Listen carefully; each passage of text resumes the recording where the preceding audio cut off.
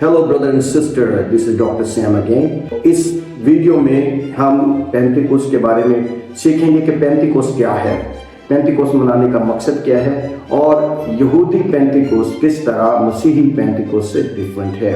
और फिर हम देखेंगे कि पेंटिकोस्ट के दिन रूह कुद्दस के नज़ूल का क्या मकसद था।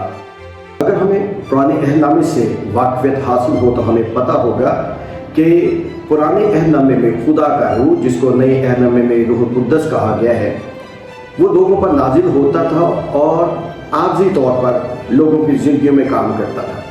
और जब रूह कुद्दस का काम ख़त्म हो जाता था तो वो उनकी ज़िंदगियों से अलहदा हो जाता था। हमारे पास चंद की मिसालें हैं, जैसे जदाउन की मिसाल है और इसी तरह सैमसन की मिसाल है और साउल की मिसालें भी हमें मिलती हैं, जिनसे हमें ये पता चलता है कि रूह कुद्दस टेम्परेरली या आर्जी तौर पर लोगों पे नाज़िल होता था और अपना मकसद को पूरा करने के बाद उनकी ज़िंदगियों से दूर चला जाता था। लेकिन जब हम पुराने अहदनामे को पढ़ते हैं तो वहाँ पे हमें पता चलता है कि खुदा फरमाता है कि मैं अपना रूह जो है मुस्तकिल तौर पर लोगों के अंदर रखूँगा और वो हमेशा उनके अंदर रहेगा।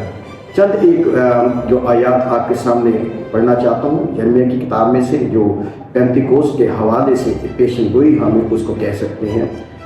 वहाँ पर इस तरह लिखा है, यिर्मयाह 36 बाब की 31 आयत। पुराने अहदनामे में हमें रूह कुद्दस के बारे में पेशन गोई मिलती है। मेरे साथ देखिए यिर्मयाह 31 बाब और उसकी 31 आयत। देख वो दिन आते हैं, खुदावंद फरमाता है, जब मैं इसराइल के घराने और यहूदा के घराने के साथ नया अहद बांधूंगा। फिर 33 आयत में लिखा है, बल्कि ये वो अहद है जो मैं उन दिनों के बाद इसराइल के घराने से बांधूंगा। खुदावंद फरमाता है, मैं अपनी शरीयत उनके बातन में रखूंगा और उनके दिल पर उसे लिखूंगा और मैं उनका खुदा हूँगा और वो मेरे लोग होंगे। एक और रेफरेंस आपके सामने पेश करना चाहता हूँ, हिजकिय्याह उसका बाब नंबर 36 और उसकी आयत नंबर है 26। यहाँ पर इस तरह लिखा है, और मैं तुमको नया दिल बख्शूंगा और नई रूह तुम्हारे बदन में डालूंगा और तुम्हारे जिस्म में से संगीन दिल को निकाल डालूंगा और गोश्तीन दिल तुमको अनायत करूंगा। तो ये दो रेफरेंसेस मैंने आपके सामने रखे हैं, जहाँ पे हमें ये पता चलता है कि खुदा अपना रूह कुद्दस भेजेगा। इसी तरह जब हम नए अहदनामे में जाते हैं तो खुदावंद यीशु मसीह अपने शागिर्दों को इस तरह कहते हैं रूह कुद्दस के बारे में। मेरे साथ देखिए यूहन्ना की अंजील और उसका बाब नंबर 14 और उसकी आयत नंबर 16। नए अहदनामे में खुदावंद यीशु मसीह अपने शागिर्दों से रूह कुद्दस का वादा करते हैं। जब हम यूहन्ना की अंजील उसका बाब नंबर 14 और उसकी आयत नंबर 16 पढ़ते हैं तो वहाँ पर इस तरह लिखा है, और मैं बाप से दरख्वास्त करूँगा तो वो तुम्हें दूसरा मददगार बख्शेगा कि अब तक तुम्हारे साथ रहे। ये खुदावंद ने ये बात तब कही जब खुदावंद मुर्दों में से जी उठे थे और अपने आसमान पर उठाए जाने से पहले वो अपने शागिर्दों को तसल्ली दे रहे हैं कि वो यतीम नहीं होंगे, बल्कि खुदावंद उनके साथ रहेगा। जिस तरह यीशु मसीह हमेशा हमारे साथ है, इसी तरह खुदा रूह भी उसके शागिर्दों के साथ रहेगा। ये खुदावंद यीशु मसीह ने पेशन गोई की और अपने शागिर्दों को इस वादा के साथ दुनिया से छोड़ा। यीशु मसीह ने यूहन्ना की अंजील उसका बाब नंबर 14 और बाब नंबर 15 में जो अपने शागिर्दों से वादा किया था, उनको रूह हक देने का जो वादा किया था, उसकी तकमील हमें एमाल की किताब उसका बाब नंबर 2 और उसकी आयत नंबर 1 में मिलती है। बाय द वे आपको बताना चाहता हूँ कि एमाल की किताब को रूह कुद्दस के एमाल की किताब भी कहा जाता है, क्योंकि हमें बार बार इस किताब में रूह कुद्दस के कामों का पता चलता है कि वो किस तरह रसूलों की ज़िंदगियों में बड़े ही हैरत अंगेज़ तरीके से काम करता है और बड़े ही मौजज़ाना तरीके से उनकी ज़िंदगियों को इस्तेमाल करता है और उन डरपोक शागिर्दों को दोबारा दलेर बना देता है अपनी गवाही के लिए। تو یہاں پر اعمال 2 باب کی 1 آیت میں اس طرح لکھا ہے، جب عید پینتیکوست کا دن آیا تو وہ سب ایک جگہ جمع تھے کہ یکایک آسمان سے ایسی آواز آئی جیسے زور کی آندھی کا سناٹا ہوتا ہے، اور اسے سارا گھر جہاں وہ بیٹھے تھے گونج گیا۔ یہاں پہ ایک پوائنٹ آپ نے نوٹ کرنا ہے، یہاں پہ لکھا ہے سارا گھر۔ تو بہت سارے لوگوں کا یہ خیال ہوگا کہ شاید وہ کسی شاگرد کے گھر میں بیٹھے ہیں، یا خدا یسوع مسیح کے جو 130 کی جو راست باز لوگوں کی جماعت ہے ان میں سے کسی کے گھر میں بیٹھے ہیں۔ اصل میں وہ ہیکل کے اس حصہ میں بیٹھے تھے جس کو غیر قوموں کا حصہ کہتے ہیں۔ یہ لوگ، یہ جماعت، یہ لوگ وہاں پر جمع تھے، اور یہ واقعہ وہاں پر ہوتا ہے، اور لکھا ہے کہ وہاں ایک دم سے ایک زلزلہ سا آتا ہے اور ہر طرف ایک خاموشی سی طاری ہو جاتی ہے۔ اور لکھا ہے کہ اور تیسری آیت میں لکھا ہے، اور انہیں آگ کے شعلہ کی سی پھٹتی ہوئی زبانیں دکھائی دیں اور ان میں سے ہر ایک پر آ ٹھہری۔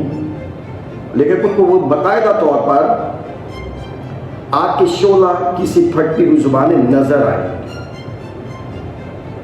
اور ان میں سے ہر ایک پر آگ ہے۔ ان میں سے ہر ایک پر، چند ایک پر نہیں، 12 رسولوں پر نہیں، بلکہ وہ جتنی راست بازوں کی جماعت تھی یسوع مسیح کے جو ہیں جو رسول ہیں اور جو وہاں پر 120 کی جماعت ہے، ان سب پر یہ جو روح القدس نازل ہوتا ہے۔ یہاں پہ کچھ سلیکٹیو کام نہیں ہو رہا، بلکہ ہر ایک خدا کے شاگرد اور خدا کے فالوور جو ہیں ان پر روح القدس نازل ہوتا ہے۔ اور پھر لکھا ہے کہ وہ سب روح القدس سے بھر گئے اور غیر زبانیں بولنے لگے جس طرح روح نے انہیں بولنے کی طاقت بخشی۔ تو لکھا ہے کہ سب جو ہے وہ غیر زبانوں میں باتیں کرنے لگے۔ یہاں پر ایک بات بڑی غور طلب ہے، بہت سے میرے جو بھائی اور کچھ ایسے دوست ہیں جو اس بات پر بڑا زور دیتے ہیں کہ یہ دیکھیں غیر زبانیں جو ہے یہ روح القدس کا بپتسمہ ہے، اور اگر آپ غیر زبانیں نہیں بولتے تو اس کا مطلب ہے آپ کے اندر روح القدس نہیں ہے۔ یہاں پر جن زبانوں کی بات کی جا رہی ہے یہ وہ زبانیں ہیں جو اس دور میں سمجھی جاتی تھی۔ جب انہوں نے غیر زبانوں میں باتیں کی تو انہوں نے کوئی ایسی زبان میں بات نہیں کی جس کا اس پوری کائنات میں یا اس زمین پر کوئی وجود نہیں ہے، بلکہ انہوں نے ان غیر زبانوں میں باتیں کی جو اس دور میں لوگوں کے درمیان سمجھی جاتی تھی۔ وہ کسی نہ کسی ملک کی زبان تھی، کسی نہ کسی پروونس کی زبان تھی، کسی قوم کی زبان تھی۔ جیسے ہمارے بھائی کہتے ہیں کہ میں غیر زبان بولتا ہوں کوئی مجھے سمجھ نہیں سکتا، یہ واقعہ ان کے ساتھ بالکل مطابقت نہیں رکھتا، اور اس کی اس طرح تشریح کرنا بالکل خدا کے کلام کے برخلاف ہے۔ تو جو زبان یہاں پر بولی جاتی ہے، جو یسوع مسیح کے شاگرد بول رہے ہیں، وہ زبان سب لوگ سمجھ رہے ہیں۔ آگے جب ہم اس کو پڑھیں گے تو یہ بڑا واضح ہو جاتا ہے، اس پر تو کوئی بحث کی بات ہی نہیں رہتی، کیونکہ ہر ایک کو اپنی زبان میں سمجھ آتی ہے۔ اور اگر ہم اس حوالے کو غیر زبانوں کے ساتھ اٹیچ کرتے ہیں جو لوگ آج کل بولتے ہیں، تو یہ بالکل ہی غلط قسم کی تفسیر ہے۔ آگے ہم دیکھتے ہیں، بالکل آپ پہ واضح ہو جائے گا۔ 5ویں آیت میں لکھا ہے، اور ہر قوم میں سے جو آسمان کے تلے ہے خدا ترس یہودی یروشلم میں رہتے تھے۔ پینتیکوست کا دن تھا تو پوری رومن امپائر سے لوگ وہاں پر یہودی لوگ جمع تھے، اور رومی امپائر سے باہر کے بھی لوگ وہاں پر موجود تھے، اور یہ پینتیکوست کو سیلیبریٹ کرنے کے لیے آئے تھے۔ اب پینتیکوست ہے کیا؟ پینتیکوست کا مطلب ہے فسح کے 7 ہفتوں کے بعد جو عید منائی جاتی تھی اس کو پینتیکوست کی عید کہا جاتا تھا، اور اس کو ہفتوں کی عید بھی کہا جاتا ہے، اور پھل کے دن کی عید بھی کہا جاتا ہے، اور اسی طرح اس کے مختلف نام ہمیں بائبل میں ملتے ہیں۔ تو یہ ان کو منانے کا یہ مقصد تھا کہ وہ خداوند کی شکر گزاری کریں، خداوند کو قریب اپنی شکر گزاریاں لے کے آئیں، اور وہ جو گندم کاٹتے تھے اس کا پہلا حصہ خداوند کے پاس وہاں پر وہ لے کے آتے تھے، اور یہ صرف ایک دن کی عید ہوتی تھی، اور ساری جو ہے دنیا سے لوگ، جو یہودی لوگ وہاں پر آتے تھے اور اس کو سیلیبریٹ کرتے تھے۔ تو وہاں پر کوئی چند 100 لوگ وہاں پر موجود نہیں تھے، نہ ہی ہزاروں لوگ موجود تھے، بلکہ لاکھوں کی تعداد میں وہاں پر لوگ اکٹھے ہوتے تھے۔ تو پینتیکوست کا مطلب ہے 50واں، اور اس کی यीशु मसीह की जो है जी उठने के साथ भी हमें एक मुताबिकत मिलती है। जैसे फसह के 50 दिनों के बाद पेंतिकुस्त मनाया जाता है, तो इसी तरह यीशु मसीह के जी उठने के 50 दिनों के बाद पेंतिकुस्त वाक़या होता है। यीशु मसीह 40 दिनों तक लोगों को अपने शागिर्दों को नजर आता रहा और 40वें दिन जब वो आसमान पर उठाए जाने लगा तो उसने अपने शागिर्दों से रूह कुद्दस देने का उनको वादा किया था, जैसे हमने पहले ही यूहन्ना की इंजील उसका 14 बाब और 15 बाब में पढ़ा है। और ये जो वादा है वो यहाँ पर पूरा होता है। और यीशु मसीह के ये बात कहने के 10 दिनों के बाद, और अगर हम 40 दिनों को जिनमें खुदावंद यीशु मसीह लोगों पर जाहिर होता रहा है उसमें 10 दिन ऐड करें तो हमें पता चलेगा तो ये 50 दिन बनते हैं। और 50वें दिन पेंतिकुस्त के दिन ही रूह कुद्दस यीशु मसीह के शागिर्दों पर नाजिल होता है। आगे हम देखते हैं क्या लिखा है। जब ये आवाजें आई तो भीड़ लग गई और लोग दंग हो गए, क्योंकि हर एक को यही सुनाई देता था कि ये मेरी ही बोली बोल रहे हैं।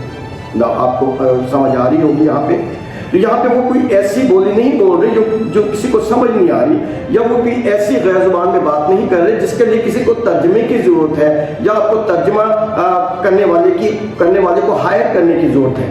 देखिए कि वो बोल रहे हैं और हर एक को अपनी ही बोली में उसकी समझ आ रही है। 7वीं आयत में लिखा, और सब हैरान और मुताज्जुब होकर कहने लगे कि देखो ये बोलने वाले क्या सब गलीली नहीं, ये तो अनपढ़ से लोग हैं, ये कैसे हमारी जुबान बोल सकते हैं। आगे हम देखते हैं, फिर क्यों कर हम में से हर एक अपने अपने वतन की बोली सुनता है। तो अब फिर मैं ये आपको बताना चाहता हूँ, आपसे दरख्वास्त करता हूँ कि इस पर आप खास ध्यान दें और देखें। जो लोग इस पेंतिकुस्त को गैर जुबानों के साथ जो आजकल बोली जाते हैं उनके साथ जोड़ने की कोशिश करते हैं, वो कलाम की गलत तर्जमानी करते हैं, गलत तफसीर करते हैं। यहाँ पर लिखा है कि जब पेंतिकुस्त के दिन रूह कुद्दस नाजिल होता है, उसके शागिर्द गैर जुबानों में बातें करते हैं, तो हर एक कौम से आए हुए लोगों को अपनी अपनी जुबान में उनकी कलाम की समझ आती है, जो वो बातें करते हैं उसकी समझ आ रही है, जैसा हमने इस आयत 8 में पढ़ा है। फिर क्यों कर हम में से हर एक अपने अपने वतन की बोली सुनता है, हालांकि हम पार्थी और मादी और इलामी और मेसोपोटामिया और यहूदिया और कप्पदूकिया, पंतुस, आसिया और फरोगिया, पंफिलिया और मिस्र और लिब्वा के इलाके के रहने वाले हैं, जो क्रीने की तरफ है, और रोमी मुसाफिर, ख्वा यहूदी ख्वा उनके मुरीद और क्रीती और अरब हैं, मगर अपनी अपनी जुबान में उनसे खुदा के बड़े बड़े कामों का बयान सुनते हैं, अपनी अपनी जुबान में। तो तकरीबन कुछ 17 डिफरेंट नेशनैलिटी के लोग वहाँ पर मौजूद हैं और सबको शागिर्दों की जो वो बातें कर रहे हैं उन बातों की उनको समझ आ रही है। ये कोई ऐसा रूह कुद्दस का नज़ूल नहीं है जिस तरह आज लोग ये दावा करते हैं। ये तो एक मौजज़ा है और ऐसा हैरान कुन मौजज़ा है जो इंसानी अक्ल और इदराक से बाहर है, जिसको इंसानी अक्ल समझने से कासिर है। और यहाँ पर हम देखते हैं कि जब वो बोलते हैं तो हर एक को अपनी जुबान में समझ आती है। खुदा ने इस हवाले को आज की गैर जुबान बोलने वालों के साथ इस पेंतिकोस्त के वाक़े को अटैच ना करें, ये खुदा के कलाम के खिलाफ है और रूह कुद्दस के भी खिलाफ है जब हम खुदावंद के कलाम की तर्जमानी गलत तौर पर करते हैं। तो लिहाजा अगर आपको पहले कन्फ्यूजन है तो मैंने आपके सामने बड़ा वाज़ेह तौर पर इस हवाले को पढ़ा है, इस हवाले को गौर से पढ़ें, यह हवाला आपको क्लियर कर देता है। अब ये पेंतिकोस्त का मकसद क्या था इसके वाक़या होने का, और ये यहूदी और जो पेंतिकोस्त मनाते हैं क्या ये पेंतिकोस्त उसी तरह के हैं? यहूदियों का, ये यहूदियों की ईद थी, मसीही लोगों का इसके साथ कोई ताल्लुक नहीं है। यहूदी लोग इसको सेलिब्रेट करते थे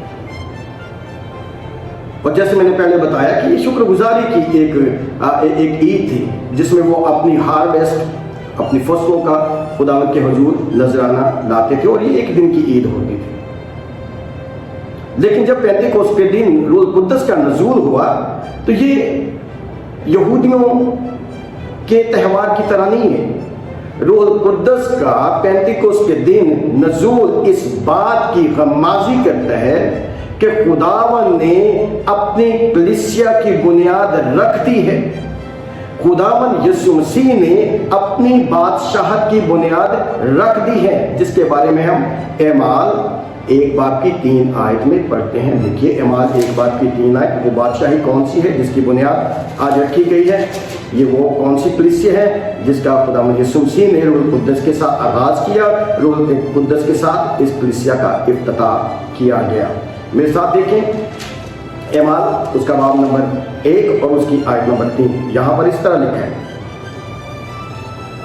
उसने दुख सहने के बाद बहुत से सबूतों से अपने आप को उन पर जिंदा जाहिर भी किया। चुनाचे वो 40 दिन तक उन्हें नजर आता और खुदा की बादशाही की बातें कहता रहा और उनसे मिलकर उनको हुक्म दिया कि यरूशलेम से बाहर ना जाओ, बल्कि बाप के उस वादा के पूरा होने के मुंतजिर रहो जिसका जिक्र तुम मुझसे सुन चुके हो। अगेन यूहन्ना की इंजील बाब नंबर 14 और बाब नंबर 15 की बात कर रहा हूं। तो अभी जब यीशु मसीह ये बात कहें तो उनको कह रहे हैं कि अभी तुमने यहां पर ठहरे रहना है, अभी तुम इस काबिल नहीं हो कि खुदा के इरशाद आजम को पूरा कर सको। मत्ती 28 बाब की आखिरी आयत यहाँ पर लिखा है कि बस सब कौमों को शागिर्द बनाओ और उनको खुदा बाप, खुदा बेटे और रूह कुद्दस के नाम में बपतिस्मा दो।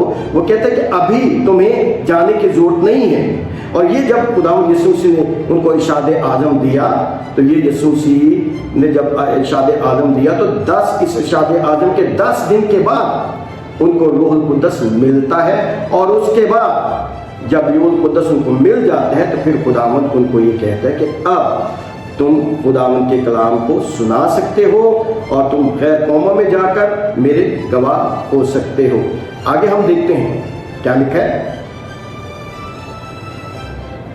एमाल 1:8 है, लेकिन जब रूह कुद्दस तुम पर नाजिल होगा तो तुम कुव्वत पाओगे और यरूशलेम और तमाम यहूदिया और सामरिया में बल्कि जमीन की इंतहा तक मेरे गवाह होगे।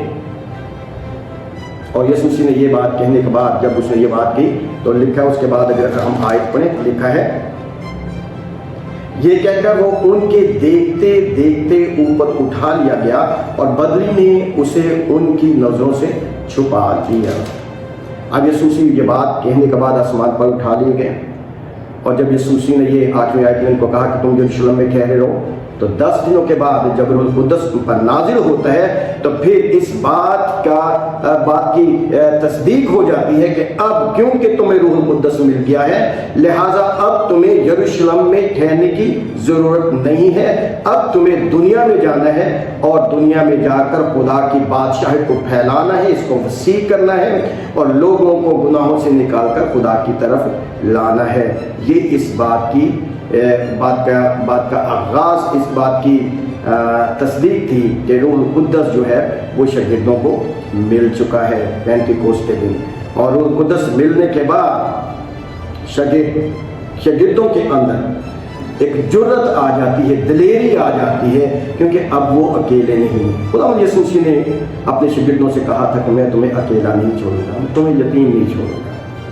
तो यीशु मसीह जो हमारा खुदावंद है वो जाता है और खुदा रूह को अपने शागिर्दों के पास भेजता है एक मददगार के तौर पर, जो हमेशा उनके साथ रहता है और रूह कुद्दस अब उनके साथ है। लिहाजा ये वो लोग जो इस हवाले की तर्जमानी, गैर ज़ुबानों की तर्जमानी इस तरह करते हैं, अब रूह कुद्दस उनके पास है, रूह कुद्दस का बपतिस्मा उनका हो चुका है, रूह कुद्दस उनके अंदर आ चुका है। और ये रूह कुद्दस वो नहीं है जो पुराने अहदनामे के मुताबिक लोगों पर आता था और जब उसका मकसद पूरा हो जाता था तो वो उस शख्स से या उस शख्सियत से अलहदा हो जाता। यीशु मसीह ने कहा कि ये मेरा रूह कुद्दस हमेशा तुम्हारे साथ रहेगा। और इस रूह कुद्दस की बदौलत अब जब उनका रूह कुद्दस के वसीले से बपतिस्मा हो जाता है, रूह कुद्दस का बपतिस्मा हो जाता है, तो उनके अंदर दलेरी आ जाती है। और हम देखते हैं कि वही शागिर्द جو خوفزدہ تھے, جو ڈر رہے تھے, چھپے ہوئے تھے, روح القدس ملنے کے بعد ان کے اندر دلیری آ جاتی ہے. اور ہم دیکھتے ہیں کہ پطرس اس کے بعد بڑی دلیری کے ساتھ یسوع مسیح کی گواہی دیتا ہے. روح القدس اس کا گواہ ہے اور شاگرد اس کے گواہ ہے. اور روح القدس کی بدولت پطرس کی دلیری کے سبب سے, خداوند یسوع مسیح کے جی اٹھنے کے کلام کی منادی کے سبب سے ایک بہت بڑا کام ہوتا ہے. اور پطرس کے کلام کے وسیلے سے 3000 لوگ ایک ہی دن میں یسوع مسیح کو قبول کرتے ہیں اور بپتسمہ لیتے ہیں. تو اب ہمارے لیے اس پیغام میں کیا ہے, ہماری زندگیوں پہ یہ کلام کس طرح اپلائی ہوتا ہے, میں آپ کو بتانا چاہتا ہوں. آپ جب یسوع مسیح کو قبول کرتے ہیں تو آپ کو روح القدس کو حاصل کرنے کے لیے ویٹ نہیں کرنا پڑتا. جب آپ یسوع مسیح کو قبول کرتے ہیں تو روح القدس بھی آپ کو مل جاتا ہے. اور جب روح القدس آپ کو ملتا ہے تو خدا یہ چاہتا ہے کہ آپ اس کی منادی کریں, اس کے جی اٹھنے کی منادی کریں, اس کی قیامت کے پیغام کو لوگوں تک پہنچائیں. اور اگر آپ یہ سمجھتے ہیں کہ ہمارے اندر قابلیت نہیں ہے تو میں آپ کو بتانا چاہتا ہوں, خدا قابلیت نہیں ڈھونڈتا, خدا اویلیبلٹی ڈھونڈتا ہے. اگر ہم خدا کے لیے اویلیبل ہیں تو خدا اپنے روح القدس کے وسیلہ سے جو اب ہم میں ہمیشہ رہتا ہے, وہ ایسے ایسے کام کرتے ہیں جو ہماری سوچ اور ادراک سے باہر ہے. اب ہمیں اپنے چرچوں تک محدود رہنے کی ضرورت نہیں ہے. اگر آپ کے اندر روح القدس ہے اور آپ کے چرچز میں روح القدس کام کرتا ہے تو ہم نے اپنے چرچوں سے نکل کر دوسرے لوگوں تک بھی جانا ہے. ہمیں لیڈرز تیار کرنے ہیں تاکہ ہم پاکستان کو مسیح یسوع کے لیے جیت سکیں اور پاکستان کے لیے امید کا وسیلہ بن سکیں. امید کرتا ہوں اس پیغام کے وسیلے سے آپ کو بڑی برکت ملے گی اور آپ پینتیکوس کے نزول کے مقصد کو بہتر طور پر سمجھ جائیں گے. اس کے ساتھ ساتھ میں ایک اور بات کا اضافہ کرنا چاہتا ہوں, وہ یہ ہے کہ ہمارا پینتیکوس یہودی پینتیکوس سے مختلف ہے.